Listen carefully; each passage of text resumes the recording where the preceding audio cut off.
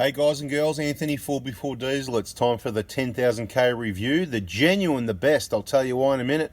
Why this is the best genuine 10,000k review for a Toyota Land Cruiser Prado 2022. I swear by Almighty God that the evidence I shall give will be the truth, the whole truth, and nothing but the truth. Yep, that's a Bible. And you know, that's why this is going to be the best review. Toyota didn't give me the car. They didn't lend me the car. Nobody else gave me the car.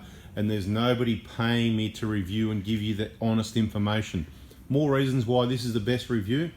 I'm a vehicle technician with decades of experience and been a Prado specialist, Toyota Land Cruiser Prado specialist for many years. We own and use the vehicles, so we work on them. We own them, we drive them on-road, off-road. I don't think you could get a better review from anyone else, but of course, it's going to be a lot of facts, but of course my opinion on a number of things, and I understand that people are going to have differing opinions on some aspects. And yep, that's really a Bible. It's all genuine. That is a Bible, right? You can have a look for yourself. Now let's just talk about that for a few seconds. Now a lot of people said, you know, the Bible, that doesn't mean anything, and everybody's got their beliefs, and you know, we've got to respect everybody's beliefs, but so many things revolve around the Bible still. So anyway, I just thought that would be bang, there's my oath that I'm telling you the truth, and it certainly means something to me. If you swear on the Bible and then go ahead and lie, look out. The big fella is watching. Now, I suppose we better get on with this review. Can you actually believe it's done almost 10,000 Ks? So we've got 105 Ks to go till the 10,000 K service, and we're going to have a heap of other small videos that branch off this review, that review a bit more detail, particularly the transmission and some of the products we've added to the vehicle, whether we're happy with them or not. So it's probably wise to subscribe, turn the bell on so you don't miss that. This is going to be a broad, really just a broad overview, and this video is going to push in front of a few others. So I'm just going to put some messages in there and just quickly explain something for you. So we make videos. Some of them been sitting there. They could be months old. They could be years old. We've got videos in the bank. So sometimes we're dropping those, but what we like to do, regularly drop videos in order so you sort of know what's going on. There might be about a month delay, but then if there's a really important message I need to put out there, it may be like, okay, let's say I make this video today, right now, okay? And then we drop it tonight. It may have, you might get a bit confused. That's why it pays to watch the videos in order of what they come out if you can. Then you'll be on channel with things. And I just want to quickly explain. So we've just had about 4 weeks break because we just absolutely really work sometimes and we need a good break from it, and we just totally shut down and switch off. So that's what we've done. So I've got no idea what's going on other than there's still some videos there. I'm going to keep releasing them, but they may have a message in there like, you know, we're about to take you know, 2 or 3 or 4 weeks break, whatever it might be. But the fact of the matter is we're back on deck. Okay, so Tuesday the 26th of April 2022 we said we'd be back on deck. So just wanted to let you know that, because this video is going to say that, because we've done 10,000 Ks. We've only had the vehicle about 3 months now, just on 3 months. So obviously we did about 2,500 before we actually went away on a trip. So just because we take a break doesn't mean we're away on a trip. But this time we did a bit of traveling, whatever, and there's not a lot of videos on it because, like I said, complete switch off. There is a few videos. If you want to see those, you can check out our other channel, 4B4 Adventures. But look, I know you really want me to get on with this review. The reason I'm doing this is there's a lot of people in the questions across our social media, which is only Facebook and YouTube. That's all we use. I suggest, you know, all these other crap app, WhatsApp, this, that, whatever, TikTok. It's just short stuff. It's for your entertainment. It's absolutely garbage. So you basically, you don't need to, you know, you don't need to watch garbage. You don't need garbage, you know, just wasting your time. What you need is information. And I know some people are going, oh, you know, we've been going how many minutes already? But this is what you've got to put up with, the explanation, full detail information. Now, if you're looking at the paintwork, it's had a quick wash, okay, but not a good wash. A quick one, not a good one. Get it? You can get a good one or a quick one.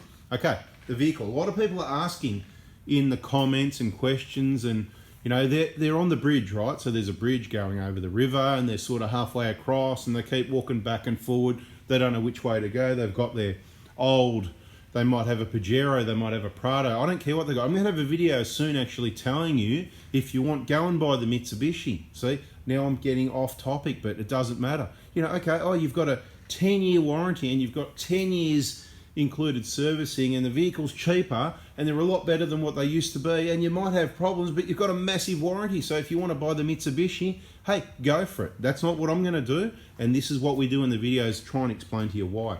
Now, this vehicle, this is what we choose to use and travel in because they are the most reliable. It's simple as that. You can have DPF class actions, whatever you like.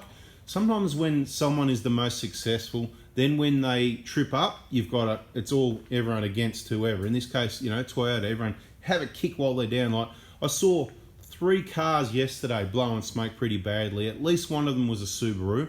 Subaru have had massive DPF issues for over 10 years. They won't go into a Subaru dealership, ask them if you can buy a diesel. They won't even sell you one because that was how to solve the problem, okay? Didn't hear about any class action. That's another video. If you can't wait to hear that one, subscribe, turn the bell on. The vehicle.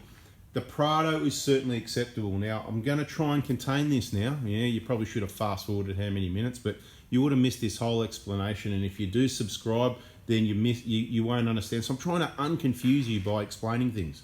Right, so people love how well I explain things, so that's what I'm going to continue to do. If you haven't got the patience for a detailed explanation and genuine information, reliable information that of course you can rely on, then maybe this channel's not for you. You can go onto those ones that crap on and they're paid to tell you whatever, and they talk just to entertain you, and they'll tell you whatever you want to hear to keep you happy. Right, I'm not here to keep you happy. I'm here to give you the real information. The Prados, this is the way I'm going to look at it, right? You got your people with your V6s, they love them, cool. You got people with the 1KZs, they love them, yep. The 1KD, they love them. You got some people that hate a lot of these, they hate their whatever they've got as well. You got people with 1GDs and they love them, right? From 2015, even 15, 16, 17, 18s, whatever, they love them. Most people love them because they're Toyota Prados. People love Toyotas. They especially love their Prados, and we've noticed that. Some really, mainly awesome people own Prados, and now I'm sure there's a lot of people that aren't that awesome that own Prados as well, but they don't listen to me and they don't come to me, so we just get all these awesome people. So it's a really awesome community that I invite you to be part of because it's just so awesome, and just about guarantee you'll love it as well, right? So now, people have got, I said from forever, look, we've got the 120, it's not going anywhere, it's a 1KD. We've got the Hilux, it's a 1KD. At this point, it's not going anywhere. You never know, right? So at the moment, nothing's going anywhere. I don't think they will, but you know, things change. I do change my mind every now and then. This vehicle in front of you is more likely the vehicle that's going to go before those vehicles. I'm going to explain why. It's an awesome vehicle. If you want to buy a new Prado, go ahead and buy it. I'm not going to talk you out of it. I'm just going to give you the facts. Nobody's paid me to talk you into or out of it. This isn't a sales thing where I get well, maybe we should set that up. I can get you a good price. There's somebody else that does that, you know, he's helping you out, but he's making a bucket load out of you, actually, really. Save you a little bit, he makes a lot. But anyway, maybe I could, because it does take time to do these things, but you know, I could probably set up a deal somewhere where you guys can get your cars cheap. So the Toyota dealers that are listening that want to make extra sales, but they're happy to give the awesome people of the world a good discount and a little commission to me for setting it that way. And of course, we're going to need to communicate, liaise, this and that. I'm going to help people decide whether they need a GX, a GXL, a Kakadu, or whatever they need. So of course, it's time. Time's money, because we've got work to do. And guess what? If we haven't got work, we've got our own things we want to do. So there does need to be some sort of remuneration there, but we can work on that. So let me know if you are interested in something like that in the text messages, and it's something we could maybe look into. So, because if everybody's gets a discount, everybody's happy, and we get some good dealers, you know, some good service going on, get some nice people, we'll be looking for those. So again, in the comments, if you're from a Toyota dealer or a representative from a Toyota dealer and you're interested in extra sales and going above and beyond with service, and you're prepared to put your name to it, and we're going to do videos on it and all this sort of thing, so it's transparent, because that's how we roll. We're transparent about everything. Sometimes we're really nice and we don't talk about some things. This review is just totally off its head, isn't it? What do we got to talk about here? Well, we're not talking about the car, because we already know. People have covered it already, you know. People have loved their Prados for 20 years, more or less, a bit more actually, but something like that. So, look, I'm going to say every vehicle, and particularly the engine, you can pick a problem or what occurs most, what's going to let you down. But Toyotas generally have just got better and better. So people go, I'm glad I kept the 1KZ. And I hear what you're saying, and I love the 1KZ, But you know what? It chuffs out the bloody diesel. It isn't as efficient. It's noisier. It's agricultural. And I know you love it like that, and so do I. But it's not good for the environment. It hasn't got the power and the torque you want. And when you go to a 1KD, you go, wow, why didn't I do this sooner, right? Because they are just so much more quieter, efficient. And you can tell me what you get in litres per 100, and it doesn't matter. And I'll be honest, the same thing, the same feeling is what you, well, yes and no. This is where we've got to get into some more detail. With the 1GD, people are going to get it's a new Toyota. Any new vehicle feels good. People can go look at a bloody Hyundai or a Kia. Feels good, drives good, they buy it, they drive it down the road, they think it's great. Now, I've recently been in some new other make and models of vehicles. It doesn't matter, but what matters is from the mechanical, I don't know if it's just the background, the decades being around and working on vehicles and seeing or feeling or touching the quality and removing and refitting trims or panels or bits and pieces. And maybe this is what I mean when I see quality, because there's a lot of crap quality cars out there. I don't want to work on them, right? Good thing about Toyotas, I said it before, you don't have to work on them. And if you do, they're pretty easy to work on. That might sound a bit crazy when some people look under the bonnet. Let's look under the bonnet, because this is getting rightio. There we go, something different. And for those people still watching that are about to give up, we're going to have a video soon going through the whole 10,000k service, which is actually bugger all, but we'll still probably make 20 minutes out of it, since the service we're going to take about an hour. And we're going to give you all the detail on what we think is the most important things to check, and we're going to look through the book. So there's going to be 10,000k service. We want to even just go 20, 30 and just do all the services and show you how you can do it. Make sure it's done right with no problems, you know, and do it yourself. Unless we can find those dealers that say, hey, we guarantee it's going to be done Mickey Mouse. The car's going to come back cleaner than what you brought it in. There's going to be no oil mess. Everything that needs to be done, subject to negotiating with me, is going to be done. You know what I mean? Like lubricating the drive shafts that don't get done, things like that. It's all going to be done, and unless the crap things that don't need to be done. I'm not putting grease on those bump stops at the front. That's just a waste of time. That doesn't need to be done. But anyway, that's, again, a matter of opinion. So the vehicle, let's get back to it. The 1GD. People drive the brand new 1GD, and like I said, 16, 17, 18, 19, whatever it was, and they think it's great, it's quiet, it's smooth and all that. That's all great. But this is what I can tell you. This is my review now, okay? The 2015, and sorry for the people that own these. This is why I'm reluctant to say this. The people that got the first of the 1GDs through until when they were remapped, I'm sorry. It's gutless, and you might be happy with it. And if it's in a Fortune or a Hilux, it might be better. And if you're happy with it, awesome. But I'm coming from a 1KD that pulls well. It's not chipped, it's not tuned. The 1KDs in the 120 or 150 Prado with a 5-speed auto, they drive bloody well. Now, I'm not saying the transmission software is perfect. It could be improved upon, but since they put the bigger turbo and remapped this engine, and it's still too small for the car, but since they did that, it's definitely got more torque. It's probably got a little bit more power. I don't care what the paperwork says. I care what the seat of my pants, my foot says, what it feels. I drive a lot of vehicles, and what matters is how it drives. Now, this vehicle holds speed awesome. It drives awesome. If you buy a new Prado now, I personally guarantee you're going to love it, unless you hook up a massive big caravan. The towing capacity is not what, you know what, I'll get a caravan 3 ton, whatever the limit. I'll get something right on the limit, and we'll do it with this baby just for the exercise. We better get a tow bar organised first and all that. Let's do it. That's something we're going to do. There you go. Lock that in. We're going to get a tow bar. We're going to get a caravan. We're going to tow it around. We're going to tell you what the real fuel economy is. Could be a while. I don't know when. And we're going to tell you how well it tows or not. Maybe you're thinking about buying one of these in a year or 2, 3. The longer you wait, the worse it is, because like I said, I believe hybrids are coming, and these aren't going to be worth much. This is where you've got to be careful. I know the people watching, listening, I know I'm talking to you people, the ones that are in the comments saying, you know, should I get one or not, or should I wait? And everybody's in limbo. You're on that bridge and you're going this way and that way, you don't know which way to go. Once you get to the end, that's it, right? You're locked in. Once you sell that 1KD, that's beautiful, you've had a long time, that's perfectly set up, it's gone, baby. Right, okay, that's something that we know how to maintain, we know how to avoid all the problems, like the 1KZ, like the V6s, we know about those. The 1GDs are still fairly new. We know they have timing chain issues. That's a major repair in the engine. We know they've got injectors still that are going to be very good, like the last of the 1KDs and all the later common rail diesels. Things get better. So the injectors are going to be good. The seats are going to need to be changed eventually, so there's still major work that needs to be done at some point. You know, it's a quite smooth engine. Now, the 2019 we had, it had some crazy little rattles and knocks at times when it was cold or warm. So that, I thought that was a bit odd being a 19. Now, the reason I waited 19 was a few reasons. A, I didn't like the look of the fifth. I think they changed the headlights around 18, so the front of the vehicle looked better. It's got to look reasonable. It didn't look reasonable, so that's one reason I waited, but that's probably the smallest reason. The biggest reason was probably they only had a 3-year warranty, right? And to go ahead for most people and set up a vehicle, including me, it takes a lot, even if it's free, if you like, it can take a week of my time or more to set up the vehicle. That's a week of your life gone, and I can't do that every 18 months or 2 years. It's too costly. So you need to keep the vehicle longer for it to be worthwhile if you're setting it up for touring, right?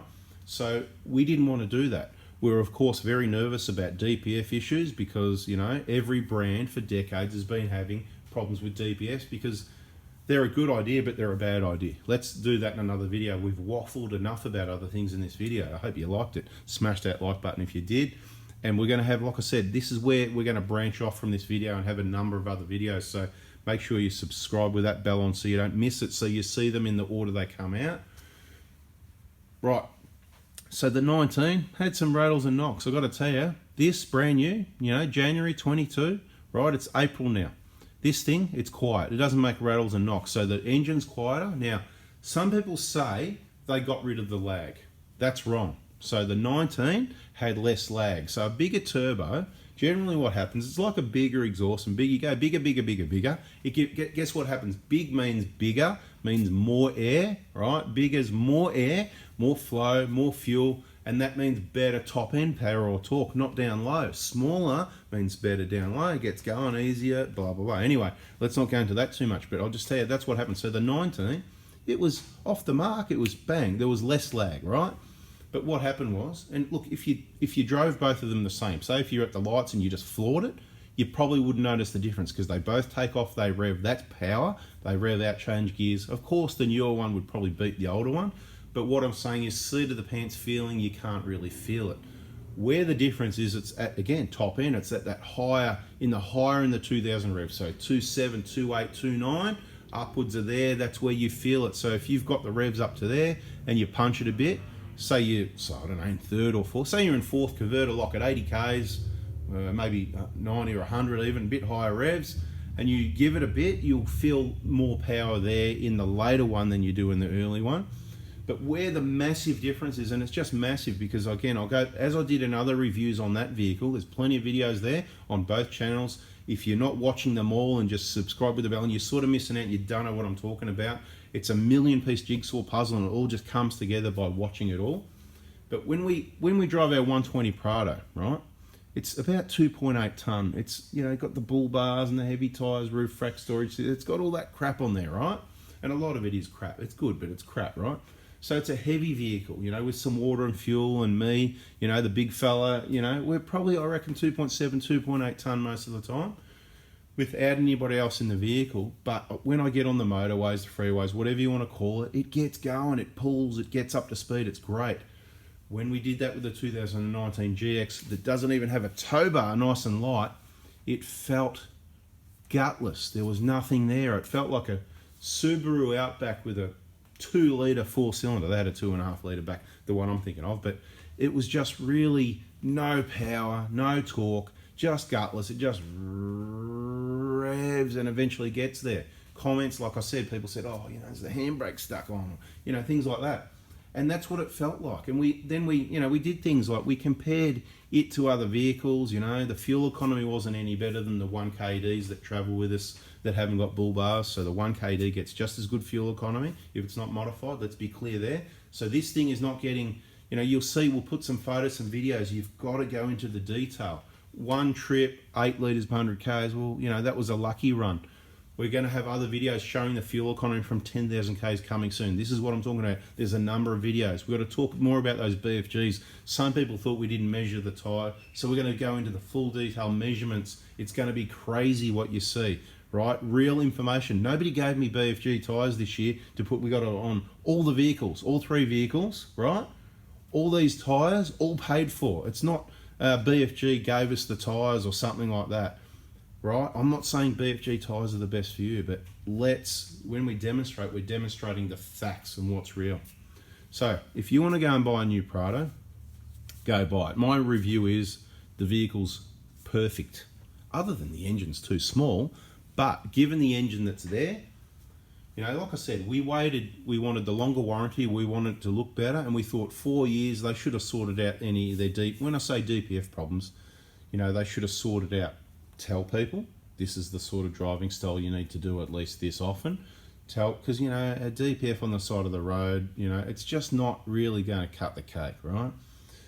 The software, changing the software to make it suit most people's driving styles, which doesn't suit my driving style, doing a DPF burn every 270 Ks on the highway at 110. You'll be driving a 3,000 K trip or something, and, you know, ridiculous, right? But the good news is but the DPF burn information, other videos, so we won't go there, but the thing drives great. The automatic transmission, the software, could not be improved upon. Now, some people don't like the shudder you get, right? So what happens is the torque converter locks a lot, and you'll be in fourth and going up a hill, and sort of, it will shudder a bit. It's like you're in a manual and the gear's too low. Yes, it does do that. If you don't like that, you can manually change it down. I would rather have to do that than have a transmission like the 15, 16, 17, 18, 19 until they remapped it, and it's constantly slipping, cooking away, burning fuel. The fuel economy in this thing is heaps better than the other one, right? What's the difference? It's got more power, more torque, but the transmission software, keeping it locked is your main difference. Having a bit more torque up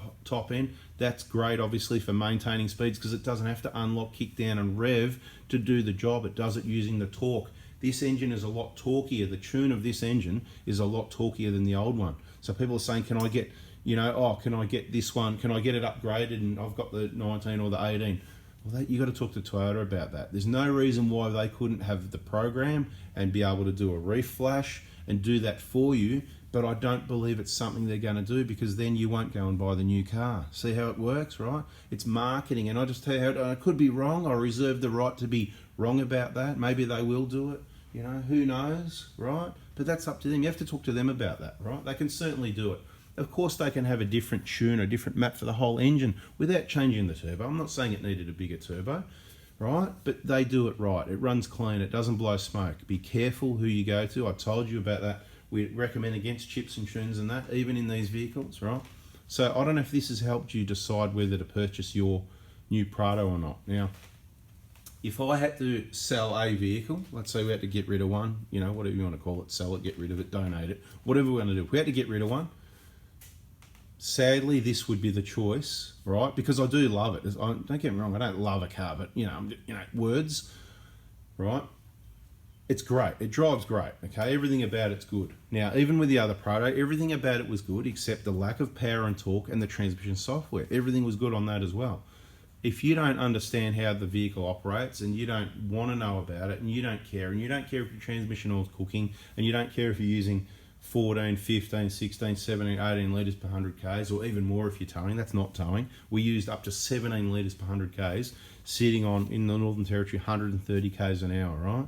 That's ridiculous. This thing, it'll use 11, 12, 13 tops doing the same thing, and I'll prove it in other videos further down the road. But when we do tests and comparisons, we do accurate tests. So one thing, not only is it honest, it's accurate, and we'll demonstrate that even more in videos. That's why we do videos, because we understand we need to show you the evidence. But I know sometimes I muck up and I forget to show evidence and put things in there. But this is the problem you've got. Do we buy the new Prado or not? Well, you know, what happens if you buy it, all right? And then in less than 2 years or more than 2 years, about 2 years, there's a hybrid available. You know, it's probably going to be a 4-cylinder petrol engine with a transfer case with a bit of electric motor and some batteries down the back there instead of a fuel tank. They'll still have a fuel tank, but you'll have half the capacity, but you won't need it because it'll probably get 6 litres per 100 Ks or something. It'll probably be a whole new Prado. It could be expensive, and this is what I think will happen anyway, right? The fuel tank, it'll be petrol, not diesel. There won't be hybrid diesel. Get rid of diesels. Diesels are trash, mate. They're going, right? I'll tell you, if you go off-road and you travel the outback at the moment, diesel is what you want. I've always said last of the best, the 1KDs, keep them. I still say keep them. If I had a 15, 14, 13, 12, whatever, I'll be keeping it. The 120, I'm keeping. I'm happy with that. I'm not upgrading the 120 to a 150 2015. But I suppose if I could get a 15 again in a GX, if I had my time again, I probably would have grabbed a 2015 GX in white, and that would have been a keeper as well for our collection, you know, Prado Hilux collection. Who knows what Prados and Hiluxes we're going to have? They come and go. We're a Prado specialist, but I promise you that 120 Prado is the longest vehicle we've ever owned by far. Cars come and go, and that one ain't going anywhere, okay? It's probably the best 120, the amount of things we replace on it. So what's the review? I mean, there's nothing to review other. I'll tell you the worst thing about it. For those that hung around, the worst thing about the 2022, okay, the 2019, you know how you've got the fob in your pocket and you touch the handle to lock it and you put your hand in the handle and it unlocks and all that? Worked perfectly. Works in the Camry, worked in other cars, worked in the 2019. Beautiful, never had an issue. Never had that vehicle lock on me or anything like that. Although we've been out camping and I know people that left keys in the car and the car locked overnight and they're playing with the handle there and nothing happens. And eventually they get lucky. They didn't smash a window. That was the next thing. But eventually they get lucky. So take your bloody key out of the car or leave the window down is the warning. Now this vehicle, right, only 10,000 Ks. I haven't had it looked at yet. I haven't looked at it yet, right? So do I look at it or do I take it to the dealer because it's under warranty, right? Anyway, that's another video. Subscribe, turn the bell on. This is what's happening, okay? I have the fob in my pocket. I walk up to the vehicle, put my hand behind the handle. Nothing happens. I can stand there. I can try it for a minute. I can muck around. It doesn't happen. Usually, maybe 1% or 5% of the time. Eventually it might work, but not usually. Let's say it doesn't usually work, okay? If I've got the key in the pocket and I go to the back door, usually the unlock lock button on the back door works, which sorts it out, you know. I'm just saying, you know, testing different things. So then I know if I take it to the dealer and say, hey, this is what it's doing, they might say, hey, yeah, there's a known fix for that. There's a reflash or a service bulletin, customer service exercise, or that's just a setting. I'm telling you guys, I haven't looked into it yet. Now, we also believe maybe they've reduced the range, you know, for theft because they scan your frequency and steal your car. So maybe they've reduced the range for that reason. If it's all for that, then I'm probably all for it. But we need to find out more about it. As then I go, bugger this, I've got to take it out. As I pull it out of my pocket and my hand's still at the handle, as the fob gets to the edge of my pocket and it clears my boardies, you know, because we've been down the beach, you know, or what? No, it hasn't. It's not like that. It's not wet. I keep it clean. It's Mickey Mouse. You know how I keep stuff. I'll show you. Here it is right here, right? Have a look at it. It's beautiful. It's just, you know, just like a new one. Anyway, the bloody thing goes beep and unlocks, and I'm like, what's the point of a bloody fob that's you're meant to be able to put your hand in the door and it only works once it's out of your pocket? So of course then I use the button, and then from using the button I've learned a lot. So this is my complaint about the vehicle. It's a big complaint, but maybe it's adjustable. As I said, I don't know about that yet, so don't go, you know, don't just relax for a minute. So then I go, bugger this isn't working. After weeks of this, I go, you know, that doesn't work. It's been like that from the start, by the way, just be clear. It's been like that from the start. Have I tried the other key yet? No, I haven't, but it's brand new keys. They'd be fairly new batteries. When I press it, I can see the light flashing. This is probably not going to be the battery, okay? But we'll get to that in other videos. Okay, so we've got it in our hand. We're approaching the vehicle. Other vehicles, our 120, our Hilux, or our 2019, you could press it from a fair way away. I can tell you the 120 in the Hilux, I reckon it's good 20, 30 metres. I haven't measured it, a long way away. So you go, oh, did I lock the car or not? And you're at the other end of the car park, you press lock, and bang, you see the indicators flash, locked. Okay, so either way it's locked. This vehicle, you've got it out. It's in the clear, you're holding it in front of you at the height of your chest. Perfect, you know, down at your waist, up at your eye level, whatever you want. Doesn't matter which way you do it. 10 metres, no go, mate. No go. 9 metres, no. 8 metres, no. 7 metres, no. 6 metres, no. 5 metres, maybe. So the range is about 5 metres. But sometimes I'll be standing near the vehicle, 2 metres, and it doesn't work. You've got to press it a number of times. So the remote, well, just for the slang words, the remote is crap. It's just crap. Whether it's in your pocket, out, the bloody remote doesn't work. It's crap. So if there's a complaint about it, that is my complaint.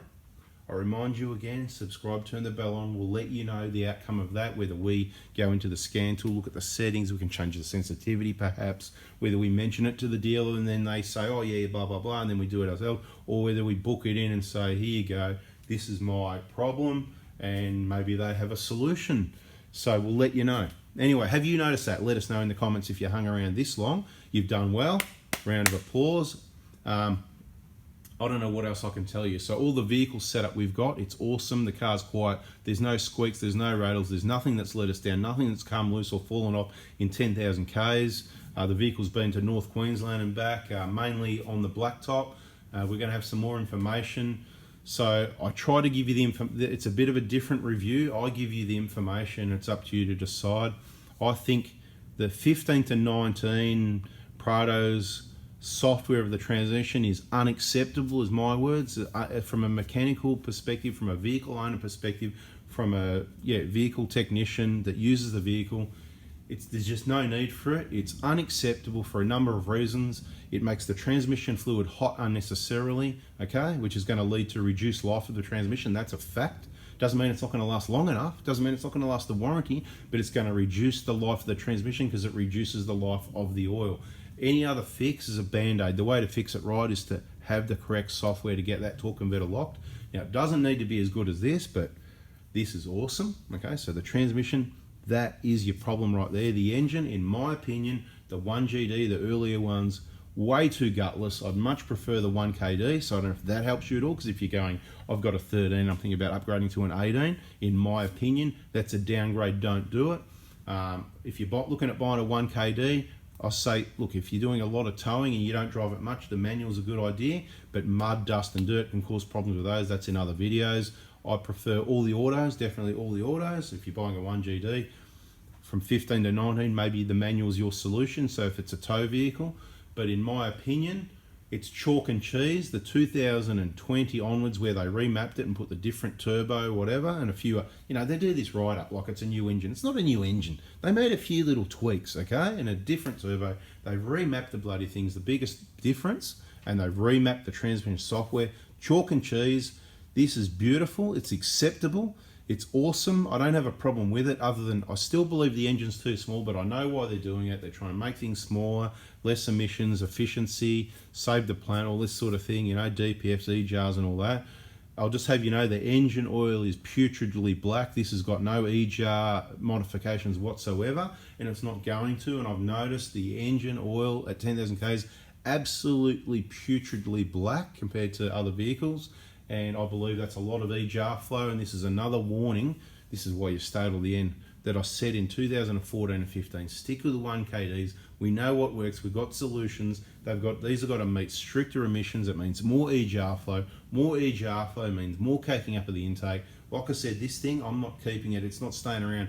It'll be awesome, but it'll be for sale whenever that happens. It won't be a year or two. We only did that because there was an upgrade that we wanted to actually see if it was an upgrade, and it was a good time to sell because COVID, you get your money back for a car that's 2 years old, right?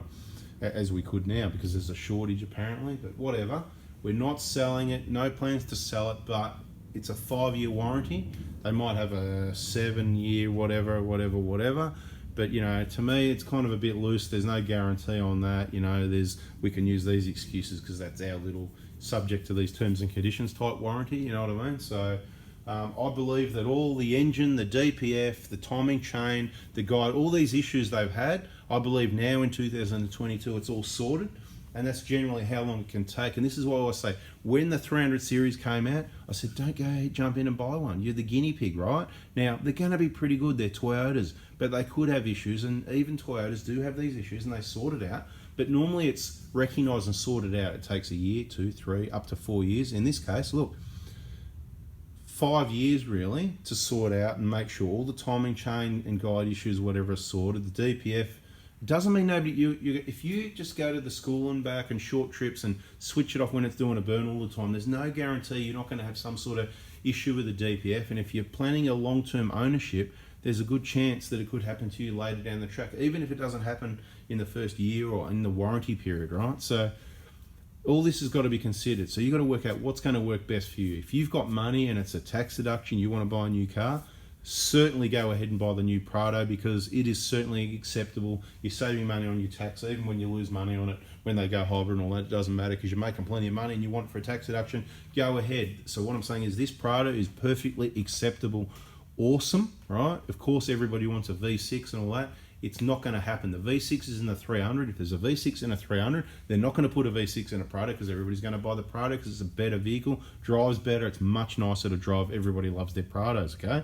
Now the 300 could drive really awesome too, although we know it's pretty much like a 200 as far as everything else goes, other than the looks of it and the engine and all that sort of thing, you know, those sort of changes. The base is very similar. So look, the choice is always yours. I hope I've given enough information to get you to connect and listen to the other videos as they come out and do some homework, check some of the old ones because you've missed out on a lot. I know it's a long video, but like I said, it's honest, and I'm doing my best here to include all the information to help you make those decisions. Possible DPF problem, possible time, a lot of things possible, but you're probably not going to have any issues. But when these are 10 years old, there could be, look, they might not even get to there where we're finding intakes caked as anything, but what you got to understand is a lot of people haven't reached 200,000 Ks and they're only 5, 6, 7 years old. We're not seeing these vehicles with high Ks. We're not seeing them yet where there's going to be problems. That time hasn't come yet. I'm going to give you a quick example before we go. A friend of mine brought a brand new 150 Prado in 2011, right? 1KDs have been around in Australia since 2005, so that's 6 years. He used to worry about it a bit, and I said, let me ask you a question, right? Because he's talking about buying a new car. I think he's brought a new one now. He's got to getting one of these 1GDs coming, right? 2022. I said, in 2011, when 1KDs had been out in Australia for 6 years, had you ever heard of a cracked piston?